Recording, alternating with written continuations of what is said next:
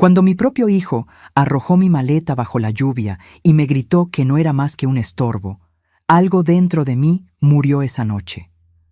A los 72 años, me encontré temblando bajo un puente, viendo cómo la tormenta se llevaba el último fragmento de mi dignidad. Pero lo que Mateo y su esposa no sabían era que, mientras me desechaban como un objeto sin valor, el destino tejía una red de protección que los tomaría por sorpresa. La mujer que ellos subestimaron estaba a punto de convertirse en su peor pesadilla. Pero antes de continuar, asegúrate de estar suscrito al canal y escribe en los comentarios: ¿desde dónde estás viendo este video? Nos encanta saber hasta dónde llegan nuestras historias. La lluvia no daba tregua en esa noche fatídica. Parecía que el propio cielo lloraba de indignación por lo que me estaba pasando. Sentí el impacto de mi maleta al golpear contra el asfalto mojado, un sonido que quedaría grabado en mi memoria para siempre. Mateo se mantuvo en la puerta con los brazos cruzados, su rostro contraído en una expresión de desprecio que jamás olvidaré. No hicieron falta más palabras, su silencio gritaba todo lo que necesitaba entender. Ya no tenía lugar en su casa, ya no tenía lugar en su vida. Algo dentro de mí se negó a rogar.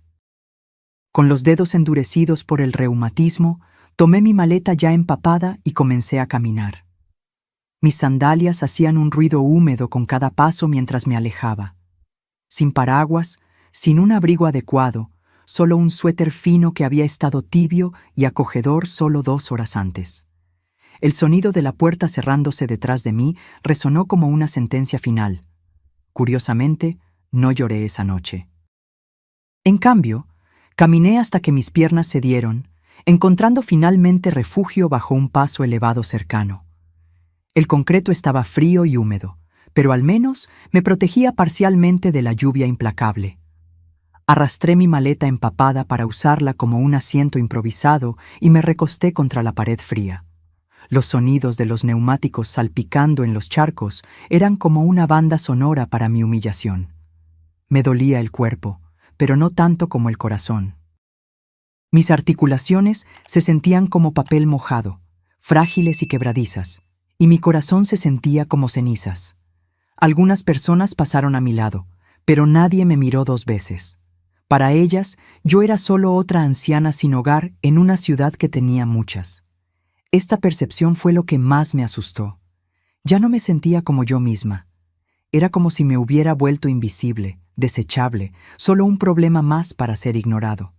La voz de Mateo resonaba en mi mente. La forma en que pronunció la palabra estorbo, como si yo fuera una tarea no deseada, un artículo inconveniente en una lista de pendientes. Como si los años en que lo crié, lo alimenté y lo amé nunca hubieran existido. Recordé las rodillas raspadas que besé para sanarlas, las noches sin dormir cuando estaba enfermo, las comidas que me salté para que él pudiera comer en tiempos difíciles. Y ahora, a sus ojos, yo era solo un peso para ser desechado. El viento se hacía más fuerte a medida que la noche avanzaba. Saqué una manta delgada que encontré en mi maleta, húmeda e inadecuada contra el frío, pero era todo lo que tenía. Mi cuerpo temblaba sin parar, no solo por el frío, sino por la vergüenza y la incredulidad. Tal vez algunos de ustedes conocen esa sensación devastadora, cuando las personas a las que les diste todo te miran como si no valieras nada. No dormí mucho esa noche. Escuché autos, sirenas distantes y el sonido de algo dentro de mí rompiéndose irreparablemente. Alrededor de las 3 de la mañana, la lluvia finalmente disminuyó. Estaba empezando a cabecear cuando escuché pasos que se acercaban. No eran apresurados ni pesados, sino medidos y decididos. Levanté la cabeza y por un momento pensé que estaba soñando. Viviana, mi hermana menor, estaba parada frente a mí. Su cabello estaba empapado, su maquillaje había desaparecido, pero me miraba como si nos estuviéramos encontrando después de una eternidad. En cierto modo, era verdad. No habíamos hablado mucho después de que se mudó a Cancún. La vida nos separó. Complicaciones familiares, pequeños resentimientos que crecieron con el tiempo y el silencio. Pero allí estaba ella, como un milagro envuelto en un abrigo empapado y furia silenciosa. Inicialmente no dijo nada. Simplemente se arrodilló a mi lado, me apartó el cabello mojado de la cara y puso su mano sobre la mía. Ese fue el primer toque verdaderamente humano que sentí en semanas, tal vez meses. Me ayudó a levantarme sin decir una palabra. Tomó mi maleta y me condujo a su auto de alquiler como si fuera lo más natural del mundo. Sentada en su auto, con el calefactor al máximo y una manta sobre mis hombros, intenté no derrumbarme. Me entregó un termo con té todavía caliente, con aroma a miel y menta. Le di un sorbo y sentí el primer atisbo de seguridad desde que fui expulsada de la casa de Mateo. No hablamos hasta que llegamos a la carretera principal. «¿Vienes conmigo?», dijo simplemente. Asentí, no porque estuviera de acuerdo, sino porque no podía imaginar ir a ningún otro lugar. No preguntó qué había pasado. No lo necesitaba. Creo que vio todo en mi cara, en la forma en que sostenía la taza de té con ambas manos, como si fuera lo único que me mantenía anclada a este mundo. La carretera se extendía ante nosotros, larga y silenciosa. Cada pocos kilómetros miraba a Viviana. Los mismos ojos decididos, la misma postura erguida que recordaba desde nuestra infancia. Viviana siempre fue fuego donde yo era agua. Se encendía cuando la gente la lastimaba. Yo me contenía. Yo sobrevivía. Pero esa noche comencé a preguntarme si solo sobrevivir sería suficiente. Cuando llegamos a un motel en las afueras de Puebla, me entregó la llave de una habitación y una bolsa con ropa limpia.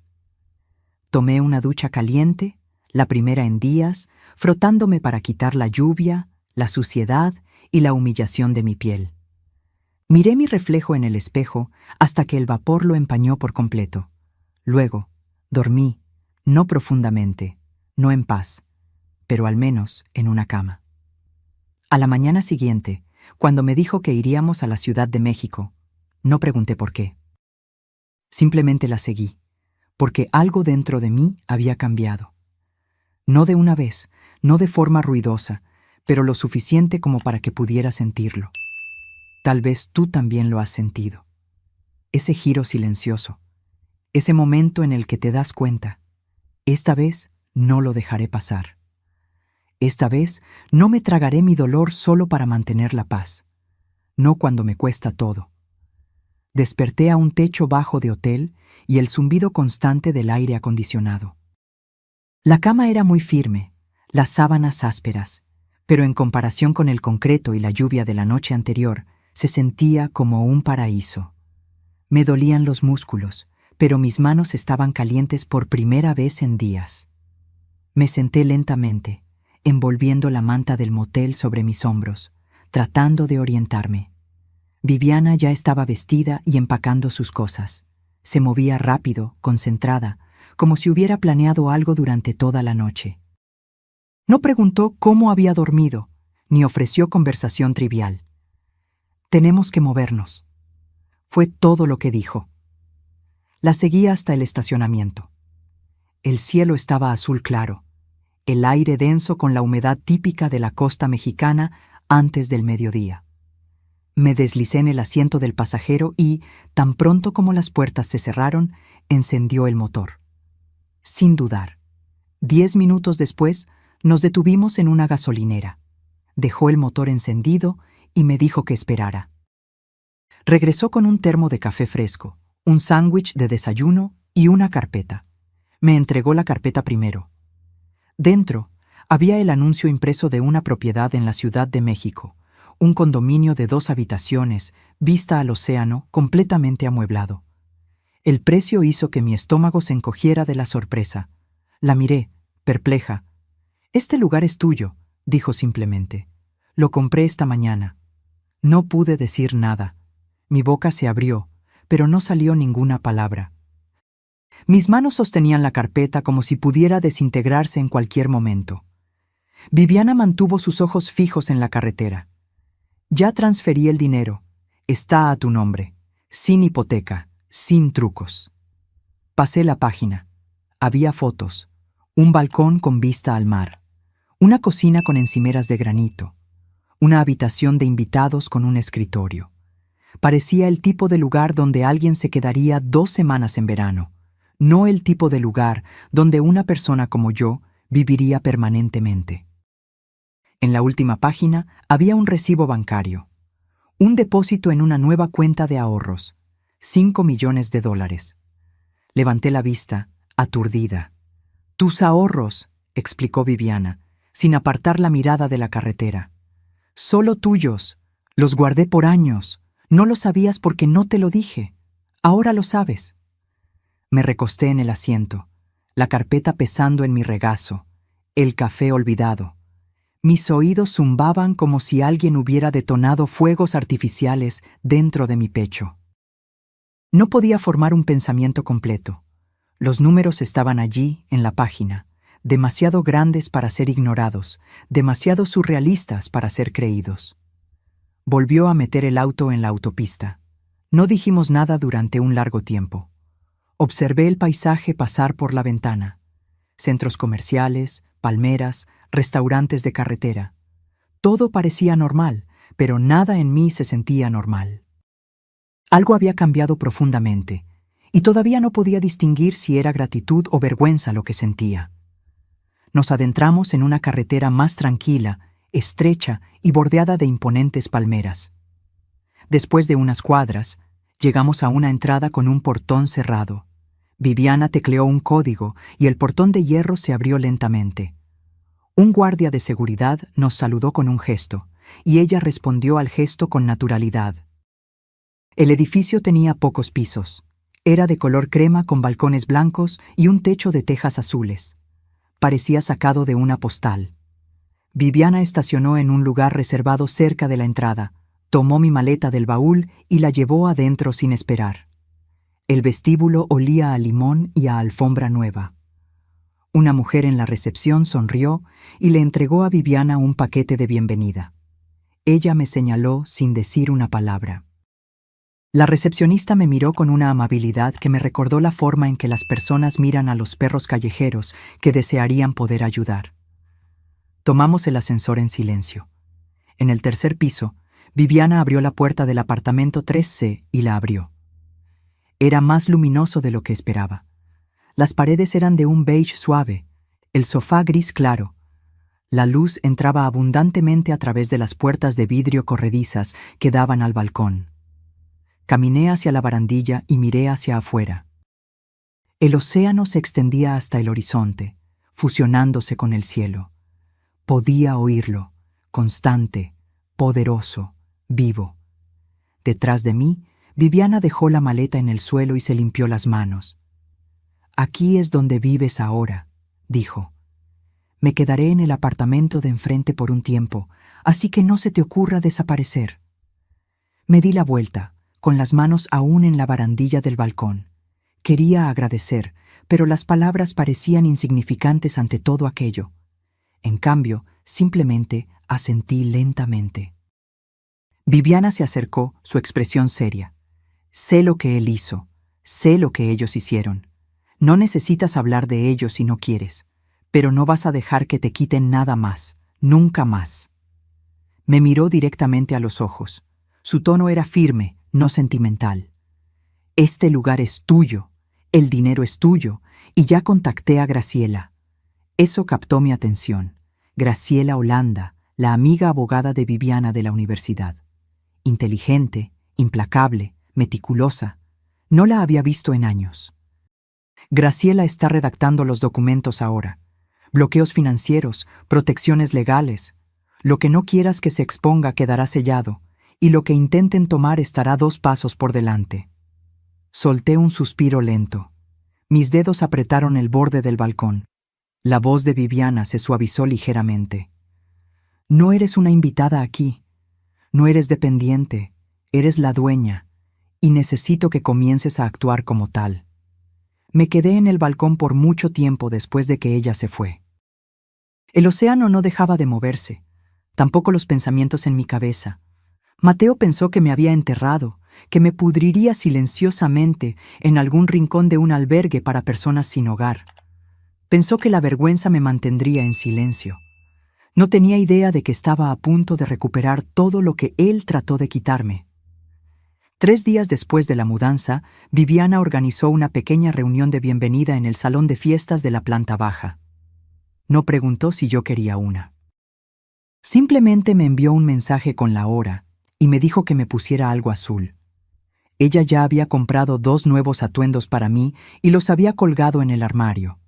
Elegí el de mangas largas, una tela ligera que no llamaba la atención, pero me hacía sentir yo misma de nuevo. Llegué unos minutos antes de las 6. El ambiente estaba suavemente iluminado, con bocadillos dispuestos en platos blancos y la vista del océano a través de una hilera de ventanas de vidrio.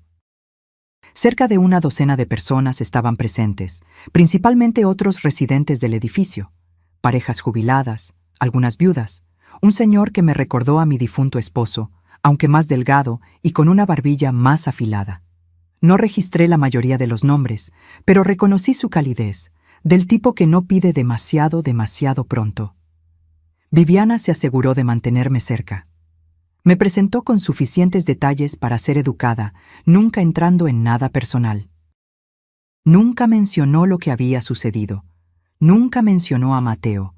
Solo le dijo a la gente que yo había venido a la Ciudad de México para un nuevo comienzo. Estaba cerca de la ventana, observando la luz desaparecer sobre el agua, cuando el guardia de seguridad del edificio entró por la puerta lateral. Hizo una ronda lenta por el salón. Luego se detuvo cuando me vio. 3C. Está al frente del de la señorita Viviana, ¿verdad?, preguntó, señalando el número de apartamento en mi etiqueta de nombre. Confirmé con un asentimiento. Ella es inteligente, no se le escapa un detalle. Tienes a una buena persona cuidándote. Bajó la voz. Quizás quieras estar atenta al movimiento en el pasillo. Tuvimos un reporte de alguien merodeando las cajas de correo tarde anoche. Sentí un nudo en el pecho, pero le agradecí por la advertencia. Viviana levantó su copa e hizo un brindis corto, diciendo solo que estaba feliz de que yo estuviera allí y que las segundas oportunidades merecían ser celebradas. La gente aplaudió y todo se sintió normal, hasta que noté que, al terminar su discurso, sus ojos se volvieron hacia la puerta que acababa de abrirse. Me di la vuelta y los vi, Mateo y Marisa. Él llevaba una camisa de vestir que rara vez se ponía, pero que esta vez estaba impecable. Marisa estaba en beige y dorado, con su cabello rizado suelto, sus tacones haciendo un suave clic mientras entraban en la sala. Sonrieron como si pertenecieran a ese lugar. Mi estómago se contrajo en un nudo. Viviana caminó directamente hacia ellos. No escuché lo que dijo, pero su lenguaje corporal dejó claro que no eran bienvenidos. No levantó la voz. No armó un escándalo, pero bloqueó su camino como una muralla infranqueable. Mateo miró por encima de su hombro hacia mí y sonrió como si nada hubiera pasado, como si la última vez que me vio no hubiera sido bajo la lluvia, gritando mientras yo me aferraba a mi dignidad como una llama moribunda. No dije nada. Mi mano se agarró al borde de la mesa de refrescos con tanta fuerza que mis nudillos se pusieron blancos. Viviana hizo una señal discreta y un empleado se acercó. La conversación fue breve. Mateo y Marisa mantuvieron su posición por unos segundos más, luego se dieron la vuelta y se fueron. Marisa ni siquiera miró hacia atrás. La sala lentamente volvió a la normalidad, como si nada hubiera sucedido. La gente notó la interrupción, pero nadie hizo preguntas. Lo agradecí en silencio. Viviana regresó a mi lado, tomó una fruta de la bandeja y dijo con calma: «Te dije que vendrían». Asentí. Me había advertido esa mañana que había visto un comentario de un amigo de Marisa en línea, algo demasiado específico para ser una coincidencia. Viviana ya estaba 3 pasos por delante, como siempre. Una vez que la reunión terminó, me acompañó de regreso al piso de arriba. Nos dimos las buenas noches en el pasillo y entré en mi apartamento. Me senté en el borde del sofá y esperé. No por algo específico, solo esperé, como un animal que presiente el peligro. No habían venido a disculparse o a explicar. Vinieron a ver qué más podían conseguir. Pero ahora lo sabían. No estaba donde me dejaron. Ya no era la mujer que había salido a la tormenta con su maleta empapada. Estaba refugiada, protegida y ya no sola. Aún así, no me sentía lo suficientemente segura como para relajarme. Entonces, hice algo que no había hecho en años. Abrí el cajón lateral del armario del pasillo y saqué un nuevo cuaderno que Viviana me había dado. Hice clic en un bolígrafo y escribí una frase en la parte superior de la página. Lo que me quitaron, lo devolverán. Dibujé una línea debajo y escribí 3 palabras: casa, nombre, poder. La fiesta había terminado. El telón estaba levantado y habían entrado al escenario pensando que aún controlaban la historia. Pero yo tenía el bolígrafo ahora y yo escribiría el resto. Viviana no perdió el tiempo. 2 días después de la fiesta, llamó a mi puerta a las 10 en punto, llevando una pila de sobres en una mano y su tablet en la otra. Su cabello estaba recogido en un moño austero, y su expresión me dijo que habíamos pasado la fase de las amabilidades. Desparramó todo sobre la encimera de la cocina y abrió la carpeta de arriba. Van a intentarlo de nuevo, dijo. Pero esta vez no será a través del encanto, será legalmente. La observé colocar las páginas una por una.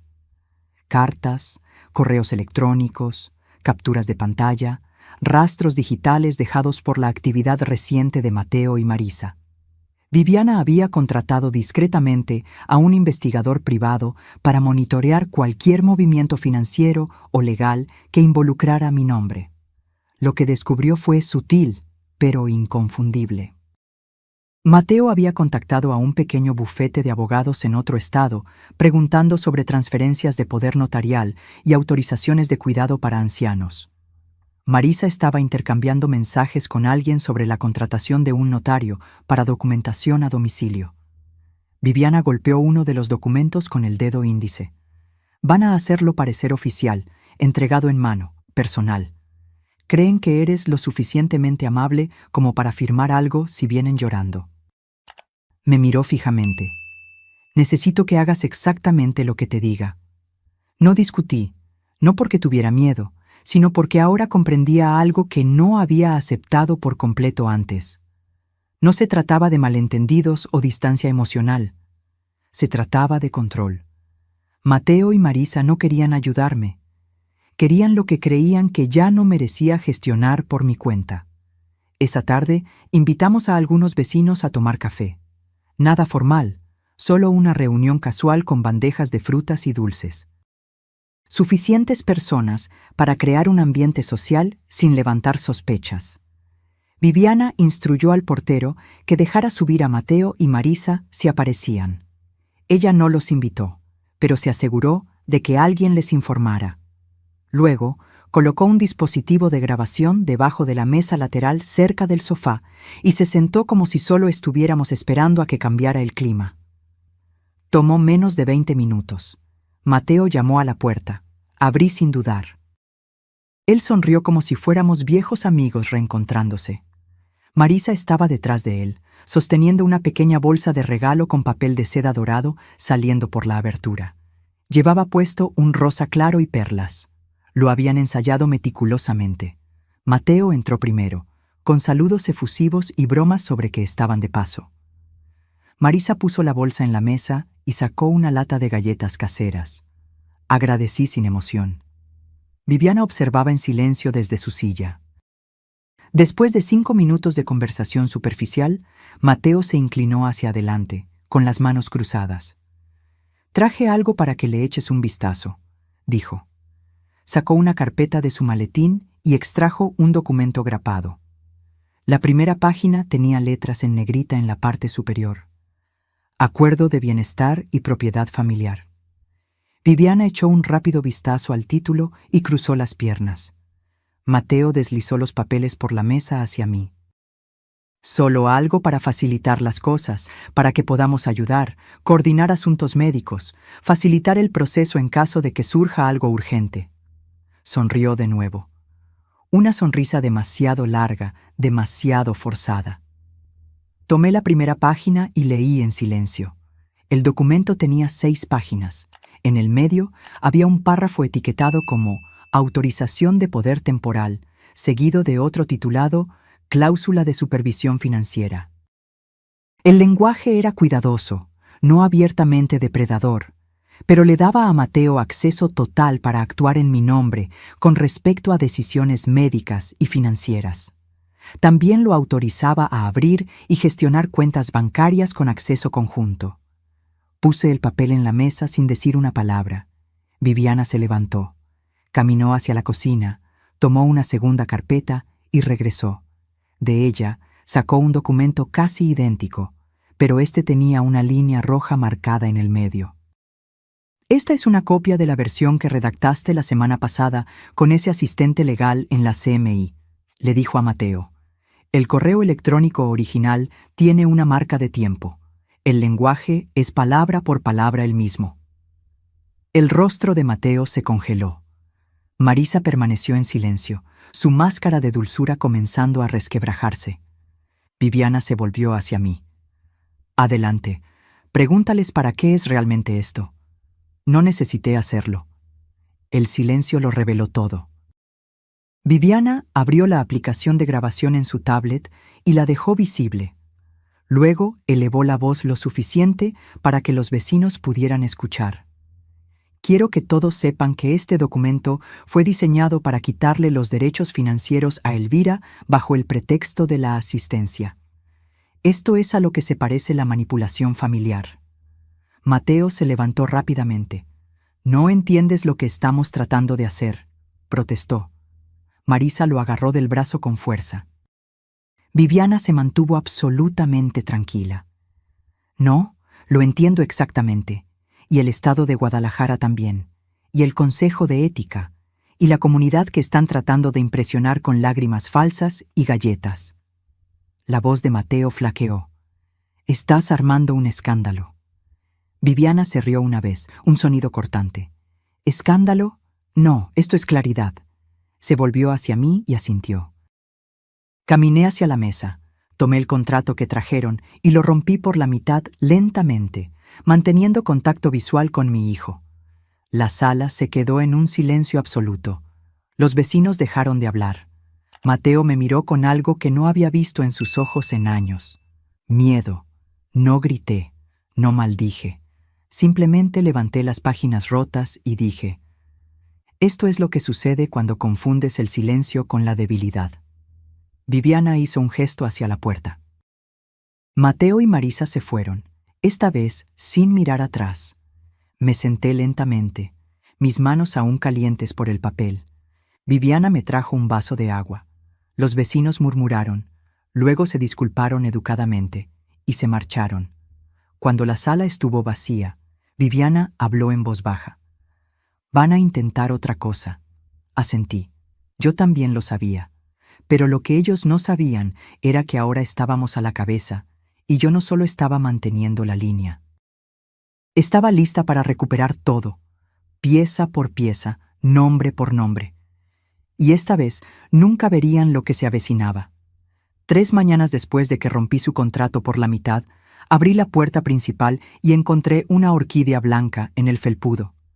Sin tarjeta, sin nota, solo la planta, delicada y perfecta, como una disculpa silenciosa que no tuvo el coraje de llamar. Me quedé allí por un largo tiempo, sin tocarla. El aire estaba caliente, el pasillo tranquilo. Del otro lado, la puerta de Viviana se abrió. Salió sosteniendo una taza de café en una mano y el teléfono en la otra. Vio la orquídea y se detuvo. «Están cambiando de táctica», dijo, sin siquiera parpadear. Asentí una vez y dejé la planta donde estaba. Volví adentro, cerré la puerta con llave y me entregué al silencio. Sabía lo que significaba esa orquídea. No era una disculpa, era una sonda. Esa noche vinieron de nuevo, esta vez no juntos. Mateo apareció alrededor de las 6, usando una camisa polo azul que recordaba haberle comprado para una entrevista de trabajo que nunca funcionó. Su sonrisa estaba más contenida de lo normal. Llevaba una pequeña bolsa de papel del restaurante italiano de la calle principal. Dijo que imaginó que aún no había cenado. No abrí la puerta mosquitera. Se quedó allí por un rato, diciendo que me veía bien, preguntando si me gustaba el vecindario, afirmando que él y Marisa habían estado hablando, que se sentían terribles por cómo las cosas habían escalado. Dijo que me extrañaba. No dije nada. Eventualmente, dejó la bolsa en el banco cerca de la pared y se fue. Observé su partida sin moverme. A la mañana siguiente fue el turno de Marisa. Apareció poco antes del mediodía con una bolsa de compras y un libro debajo del brazo. Su tono era más ligero, casi casual, como si fuera algo que ella siempre hacía. No mencionó el contrato roto, no mencionó la fiesta, solo dijo que quería pasar a verme, tal vez ayudar con las tareas del hogar, cocinar algo si yo estaba cansada. Solía llamarme por mi primer nombre. Ese día me llamó mamá. La observé por la mirilla hasta que se dio por vencida y se fue. Se llevó las compras con ella, dejó el libro. Una semana transcurrió así. Uno venía, luego el otro, a veces con comida, a veces con flores. Una vez, dejaron una foto enmarcada de Mateo de niño, sosteniendo una caña de pescar a mi lado en un muelle. Un recuerdo que pensaron que podría usarse como un arma emocional. Yo no respondía, pero observaba y grababa todo. Viviana me dio un pequeño dispositivo no más grande que la llave de un auto. Se quedaba cerca de la puerta, siempre encendido cuando alguien se acercaba. No lo usé para atraparlos diciendo algo explícitamente criminal. Lo usé para registrar el tono, las vacilaciones, los patrones, porque sus palabras no eran sobre la reparación, eran sobre el acceso. Cada conversación giraba en torno a la comodidad, la preocupación y, eventualmente, la logística, las cuentas, la planificación del final de la vida. El lenguaje de los ladrones que fingen ser cuidadores. Viviana recogió las grabaciones y las compartió con Graciela. La abogada no dijo mucho inicialmente, solo escuchó, tomó notas, preguntó sobre correspondencia, correos electrónicos, llamadas. Entonces descubrió algo alarmante. Mateo había solicitado un cambio de dirección para la correspondencia de mi banco. Lo había hecho en línea usando un número de teléfono antiguo que estuvo vinculado a mi nombre hace años. Graciela lo encontró a través de una verificación informal que solicitó a un contacto bancario. Aún no se había procesado, pero era una clara señal de alerta. Viviana cambió las cerraduras de los buzones al día siguiente. La noche siguiente, la alarma de incendios en mi pasillo se disparó alrededor de las 2 de la mañana. No había incendio, solo una palanca tirada. Ramírez, el guardia nocturno, revisó la cámara de seguridad y captó una figura borrosa pasando por el pasillo de servicio 20 minutos antes. No podía ver la cara, pero podía distinguir la chaqueta, la misma que Mateo usó en la fiesta. Le pedí a Viviana que llamara a Graciela de nuevo. Ella trajo una computadora portátil al día siguiente y me guió en la configuración de alertas digitales seguras. Cualquier intento de acceso a mis cuentas, cualquier inicio de sesión desde un dispositivo no reconocido, cualquier solicitud de archivo vinculada a mi nombre. Acepté todas las medidas. Le pregunté si creía que se habían rendido. Ella no respondió de inmediato. «Van a intentar la puerta trasera ahora», dijo finalmente. Pregunté qué significaba eso. «Van a intentarlo legalmente de nuevo, pero no directamente. Van a encontrar a alguien que lo haga por ellos, un notario, un testigo móvil, un asesor financiero que no conoce la historia completa». 2 días después, un hombre con pantalones de vestir y camisa con cuello llamó a mi puerta. Dijo que representaba a un grupo de planificación para ancianos. Afirmó que mi familia había solicitado una revisión rápida de mi plan patrimonial solo para asegurarse de que todo estuviera en orden. Sonrió como si fuera perfectamente normal que las mujeres de 70 y tantos años recibieran visitas sorpresa de extraños bien vestidos sosteniendo carpetas y documentos gubernamentales. Le informé que ya tenía un equipo legal y cerré la puerta. Se fue rápidamente. Graciela presentó una queja formal a la mañana siguiente en la Oficina Estatal de Tutela Profesional de Guadalajara. Nada dramático, solo lo suficiente para crear un registro, un rastro documentado. Sabía lo que estaba pasando. Estaban tratando de hacerme parecer inestable, desorganizada, vulnerable.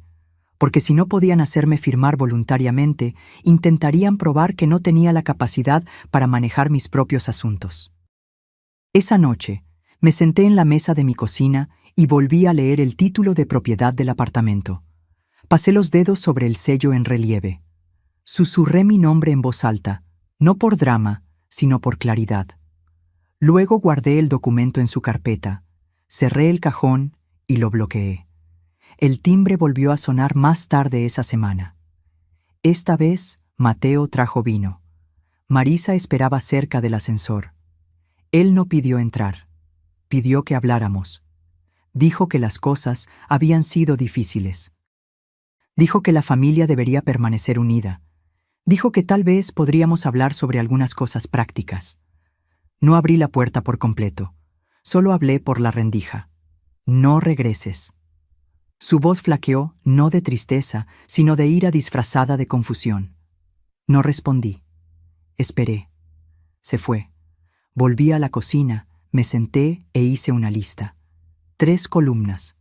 Lo que intentaron, lo que falló, lo que nunca sería perdonado. Ya no me estaba defendiendo.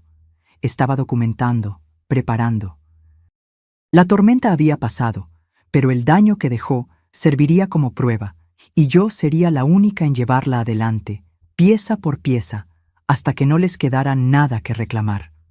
Cuando llegó el sobre, vino en un paquete blanco simple, sin dirección del remitente, sin sello postal, solo deslizado por debajo de mi puerta como una amenaza silenciosa. Lo encontré temprano en la mañana mientras preparaba té, todavía medio dormida, mis sandalias arrastrando en el suelo frío. Al principio pensé que podría ser otra carta de disculpa o una tarjeta de una de las señoras del club de lectura, pero el peso me dijo otra cosa. No era suave, no era personal, era rígido, pesado por dentro. No era una carta. Eran 6 páginas impresas, grapadas, cada página llena de lenguaje legal, diseñado para confundir, para intimidar. Habían contratado a un abogado, o al menos querían que yo lo pensara. La carta alegaba que, por razones de salud y seguridad, Mateo y Marisa estaban presentando una solicitud de revisión de tutela.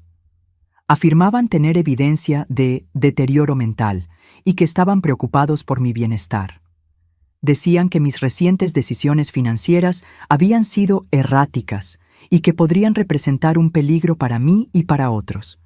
Me senté lentamente, volviendo a leer esa línea 3 veces. Decía que mis decisiones eran erráticas. Yo. La mujer que administró el presupuesto de una clínica de emergencia durante más de una década. La que se ocupó de facturas y disputas con proveedores mientras mi marido trabajaba por las noches. La que estiró 2 jubilaciones modestas durante una grave crisis de mercado. Y me llamaban inestable. No lloré. Me reí. Luego tomé el teléfono y llamé a Viviana. Al mediodía, Graciela estaba en mi puerta con una copia de la misma carta que también había sido enviada al bufete de Viviana. Intentaron enviarla allí también, probablemente esperando que ella entrara en pánico o me presionara para ceder. No comprendían quién era realmente Viviana. Graciela puso su computadora portátil en el mostrador y abrió un documento titulado Paquete de respuesta protectiva. El proceso ya estaba en marcha. Ella solo estaba insertando los elementos finales: transcripciones, fotografías, la grabación de audio de la visita de Mateo, copias de los cheques que me enviaron semanas antes con pequeñas anotaciones en las líneas de memo que decían cosas como «solo en caso de que necesites ayuda para decidir». Graciela leyó la carta con una calma estudiada, señalando frases claramente tomadas de plantillas legales en línea. Algunas de las afirmaciones ni siquiera se alineaban con la Ley Real de Jalisco. Carecían de detalles, la terminología estaba mal utilizada. Quieren asustarte, dijo Graciela. Esto no se trata de tu salud, se trata de control. Asentí. Todavía no necesitábamos presentar nada oficialmente, pero Graciela contactó a una amiga en la oficina del tribunal para registrar preventivamente todos los materiales. Si surgía algo formal, estaríamos preparadas.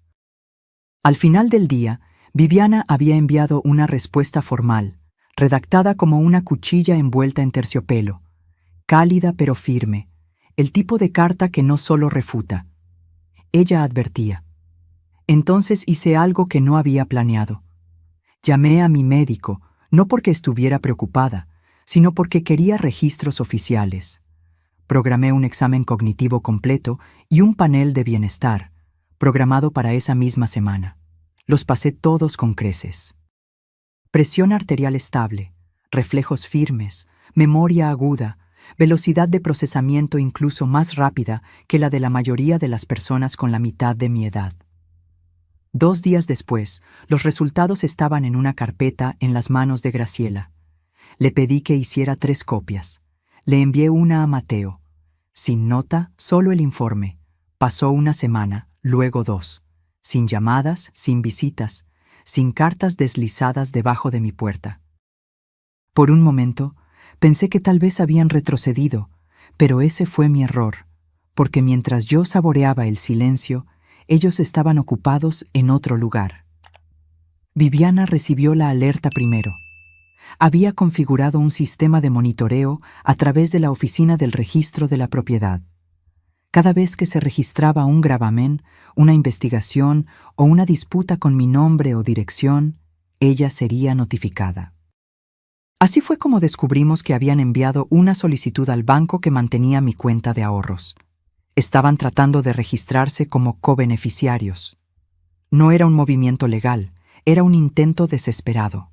Marisa había llamado fingiendo ser yo, alegando que había olvidado su acceso en línea y pidiendo actualizar a los beneficiarios por teléfono.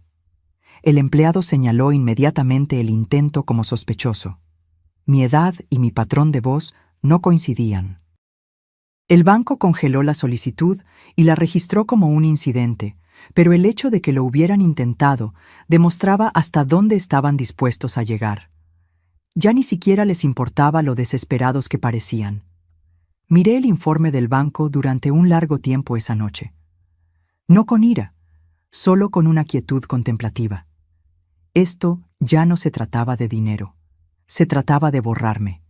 Querían mi libertad, mi dignidad, mi nombre en el papel con tinta junto al de ellos. La prueba de que tenían poder, de que yo los necesitaba. Viviana y Graciela se encargaron de que todas las cuentas fueran legalmente blindadas con supervisión de terceros. Sin nuevos nombres, sin beneficiarios no autorizados. Todo sería transferido a una fundación si algo me pasaba, una que ya había creado discretamente meses antes. No se trataba de venganza, se trataba de asegurar que nadie pudiera controlarme de nuevo. Más tarde esa semana, Graciela me entregó otro sobre, más grueso que el anterior. Dentro había 2 declaraciones juradas, una de mi antiguo casero y otra de un vecino. Testigos de las noches en que Mateo y Marisa me dejaron afuera se negaron a abrir la puerta.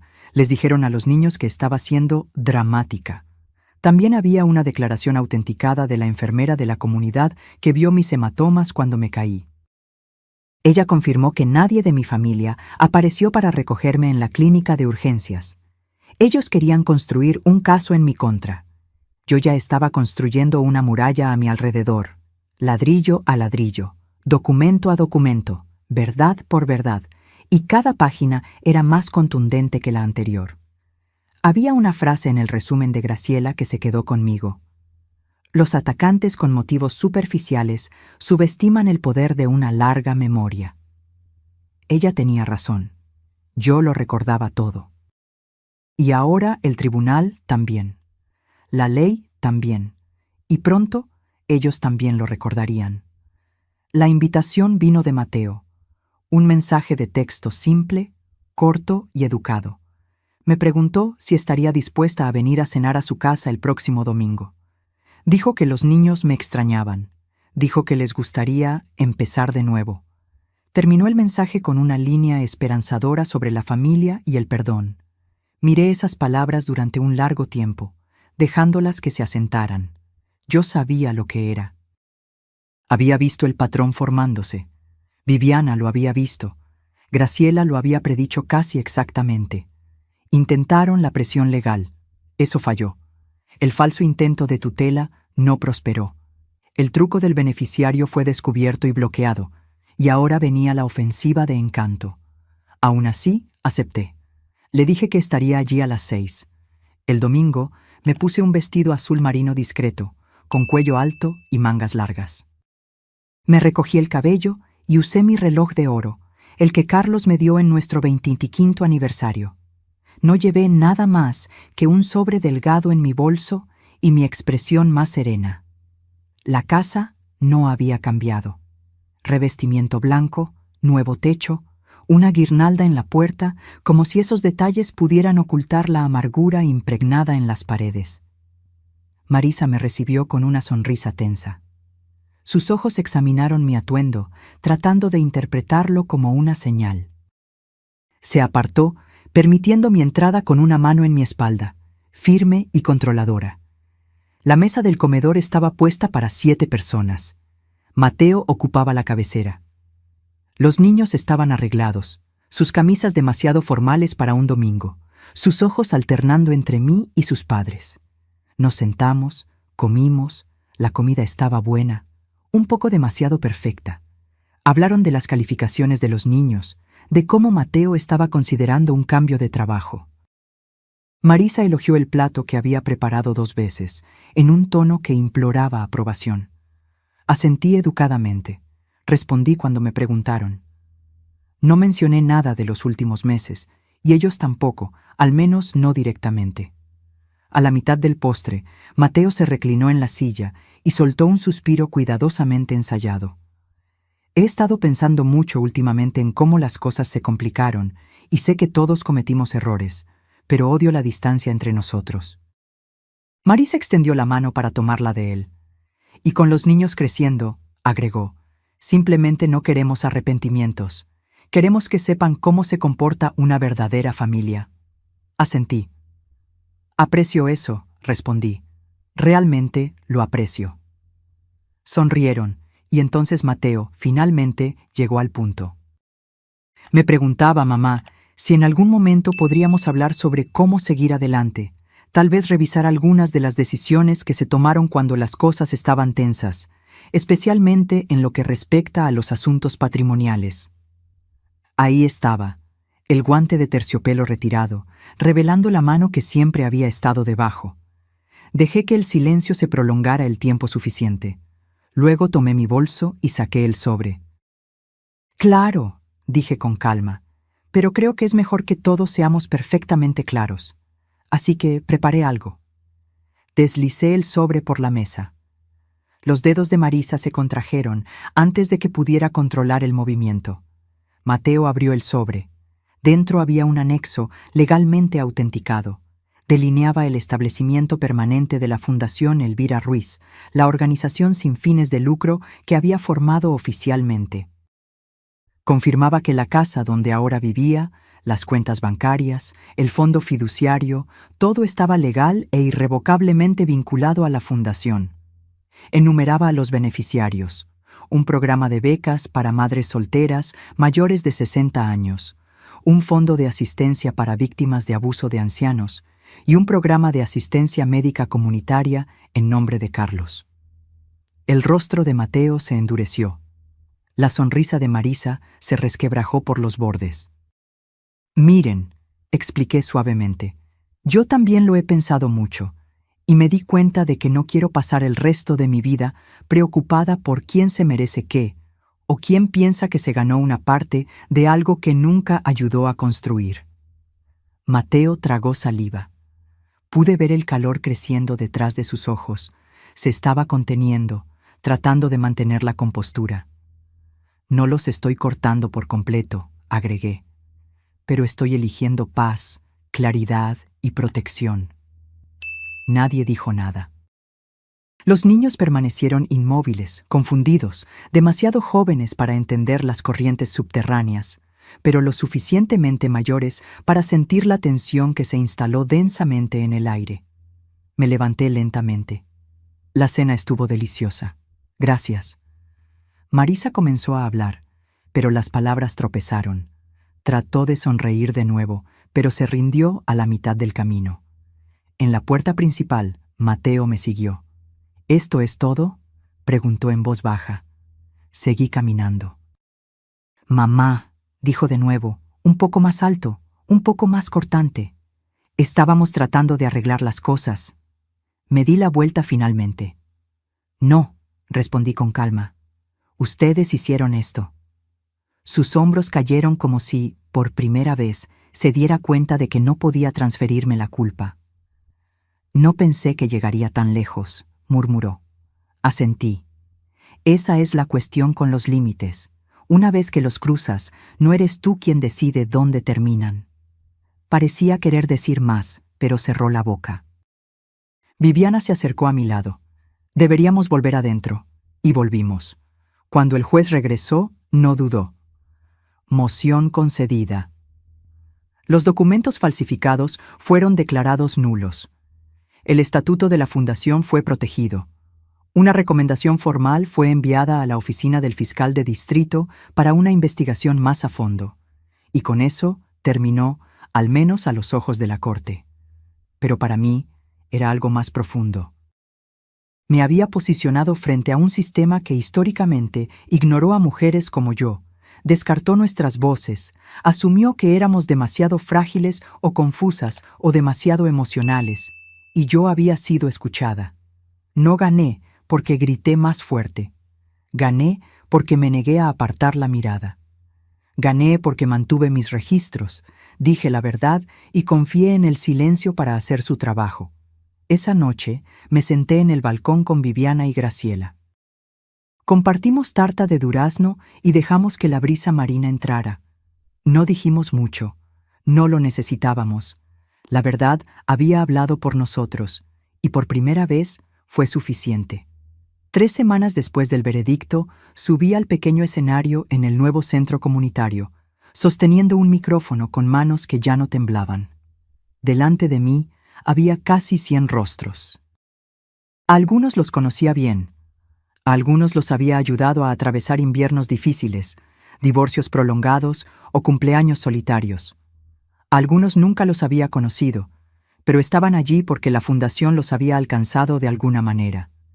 Eso era suficiente. El espacio no era elegante.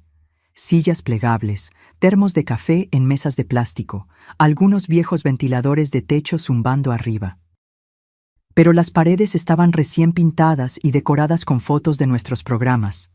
Mujeres aprendiendo oficios, voluntarios de cuidado a personas mayores abrazando a pacientes, niños riendo junto a cajas de donación cuidadosamente empacadas. No preparé un discurso formal. No quería montar un espectáculo. Solo dije la verdad. Esta organización nunca se trató de dinero. Comencé lentamente, haciendo una pausa para afirmar mi respiración. Se trataba de no ser borrada, de demostrar que la segunda mitad de la vida puede ser tan poderosa como la primera, tal vez incluso más. Aplaudieron, pero no dejé que el momento se prolongara. Le entregué el micrófono a Liana y salí del escenario. Ella representaba el futuro ahora. Su voz, su liderazgo, su energía. Yo había construido los cimientos. Ellos levantarían el resto. Después del evento, la gente se quedó. Algunos lloraron. Algunos me abrazaron. Una mujer me entregó una nota que simplemente decía: «Gracias a ti, tuve el coraje de pedir la custodia de mi nieto». Guardé la nota en el bolsillo de mi abrigo y salí discretamente por la puerta trasera. Esa tarde, planté 3 nuevos manzanos en el borde de mi jardín. No sé si viviré para verlos dar fruto, pero plantar algo que tal vez nunca coseches es un acto de fe. No en ti misma, sino en el mundo que vendrá después de ti.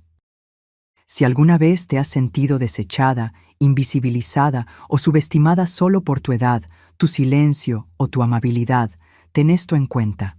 todavía tienes el poder de trazar límites, de reclamar tu espacio, de plantar algo nuevo. Incluso cuando el mundo intenta convencerte de que tu tiempo ya ha pasado. Mateo nunca volvió a contactarme. Durante mucho tiempo, imaginé alguna gran disculpa, una llamada emotiva, una carta llena de arrepentimiento, pero nunca llegó. En cambio, recibí un paquete de su abogado. Dentro había un término de acuerdo firmado, renunciando a cualquier reclamo restante sobre la fundación o las propiedades que aún estaban a mi nombre. Sin nota, sin explicación. Él había elegido el silencio en lugar de la redención. Lo acepté, no porque lo perdoné, sino porque ya no necesitaba nada de él. El capítulo de él en mi vida había terminado hace mucho tiempo. Simplemente no se había dado cuenta hasta que la puerta se cerró detrás de él. A la mañana siguiente, doné sus últimas pertenencias de la infancia a la tienda de segunda mano del refugio local. No por ira, solo por claridad.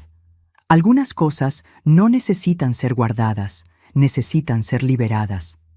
En los días siguientes, comencé a caminar todas las mañanas, 5 kilómetros al amanecer, a veces sola, a veces con vecinos que se unían a mí en un silencio respetuoso. Nunca hablábamos de lo que había sucedido. No lo necesitábamos. Habían seguido la historia desarrollándose en los periódicos, en la televisión, a través de comentarios susurrados en los pasillos del supermercado. Pero caminar a mi lado era una forma de respeto no declarado, y eso valía más que cualquier disculpa formal. Una mañana, en el sendero detrás del huerto, vi a una joven sentada en un banco con su hijo pequeño. Se veía exhausta, como si el mundo hubiera pesado sobre sus hombros durante demasiado tiempo. Cuando pasé, ella me llamó. «Eres Elvira, ¿verdad? ¿La mujer que luchó contra la familia?» Sonreí suavemente. «Soy Elvira, pero no luché. Solo me negué a desaparecer». Sus ojos se llenaron de lágrimas. «Gracias», susurró. Eso fue todo. No se necesitaron más palabras. Esa tarde planté 3 nuevos manzanos en el borde de mi jardín. No sé si viviré para verlos dar fruto, pero plantar algo que tal vez nunca coseches es un acto de fe. No en ti misma, sino en el mundo que vendrá después de ti.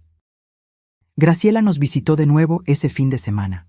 Tomamos té, nos reímos de un segmento de noticias que había pronunciado mal su nombre y hablamos de organizar un taller de escritura para mujeres jubiladas la próxima primavera. «Las historias», dijo, «son lo último que no pueden robar». Cuando ella se fue, me quedé en la ventana observando el viento mover las hojas de los árboles. El tipo de viento que no derriba las cosas, sino que les recuerda que pueden mantenerse en pie. El golpe en la puerta llegó 3 meses después del veredicto. Abrí sin dudar. Olivia, la hermana de Marisa, estaba parada allí, luciendo más pequeña de lo que recordaba. «Se están divorciando», dijo sin preámbulo. No respondí. «Mateo está viviendo en un apartamento cerca del centro. Volvió a dar clases. Marisa está vendiendo la casa». Asentí, esperando que llegara al punto. Olivia parecía insegura, jugueteando con la correa de su bolso. «Los chicos preguntan por ti», dijo finalmente. «Pensé que te gustaría saberlo». Le agradecí por la información y le ofrecí un café. Ella se negó educadamente. «Tenías razón, ¿sabes?», dijo mientras se daba la vuelta para irse. «Sobre todo». Cerré la puerta suavemente detrás de ella. No se trataba de tener razón. Nunca se trató de eso. 3 semanas después, recibí una postal. Sin remitente, solo mi dirección. En el reverso, una sola línea escrita con letra masculina. «Ahora lo entiendo». Guardé la tarjeta en un cajón. No por sentimentalismo, sino como un recordatorio. Las batallas más importantes no terminan con trompetas y fanfarrias. Terminan en silencio, en reconocimiento, en cambios sutiles que tardan años en manifestarse por completo. Hoy, la Fundación Elvira Ruiz atiende a más de 500 mujeres al año. Tenemos 3 sucursales y un programa de mentoría que conecta a mujeres mayores de 60 años con jóvenes estudiantes. recibimos una pequeña subvención del gobierno municipal. Conseguimos suficientes donaciones para comprar un edificio modesto en el centro de la ciudad. Algunas mañanas, cuando el sol aún está bajo y la playa está casi vacía, camino hasta la orilla del agua y recuerdo esa noche bajo el puente, empapada por la lluvia, invisible para el mundo. Recuerdo a la mujer que era, temblando de frío y vergüenza. Y luego miro a la mujer en la que me he convertido. Ya no soy invisible, ya no estoy en silencio cuando importa. Ya no finjo que el amor debe significar el borrado. El agua aún lava la arena, constante, implacable. Las olas aún vienen, aún se van. Pero ahora, cuando vuelvo a casa, no reviso las cerraduras 2 veces. No me preocupo por lo que me puedan robar, porque he descubierto que, a los 72 años, he aprendido algo que desearía haber sabido a los 20. La verdadera dignidad no es algo que los demás puedan quitarte. Es algo que recuperas, centímetro a centímetro, cuando finalmente decides ponerte de pie. Si mi historia tocó alguna parte de tu corazón hoy, recuerda, no estás acabada, no eres invisible, todavía estás escribiendo tu historia, y tal vez, solo tal vez, esté a punto de comenzar. Ahora, si te gustó esta historia, haz clic en este próximo video que está apareciendo en la pantalla porque en él hay una historia de traición y giro como nunca antes habías visto.